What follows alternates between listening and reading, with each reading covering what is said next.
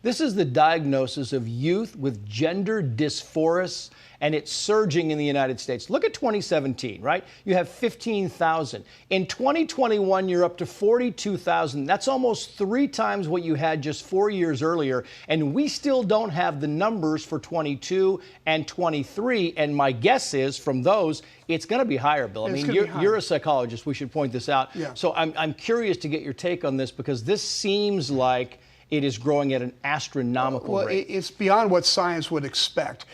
In the UK last year, they reported a 4,500% increase in teenage girls seeking gender reassignment surgery and or medication. It reminds me very much of the bulimia anorexia crisis in the 80s when I first started working in psychiatric hospitals, which was really peaked for several years and then kind of went away.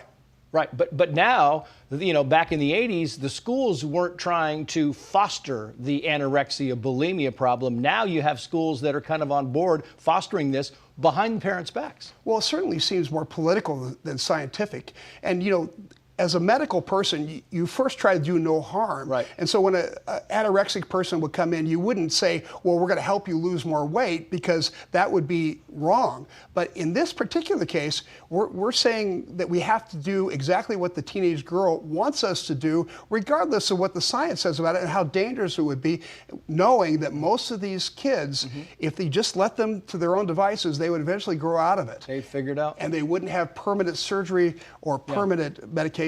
Yeah, you got to ask a parent if you want to give a kid an aspirin, but puberty blockers, nope, you can hide that. Thank you, Bill Wells. My Good pleasure. to see you. Thank you.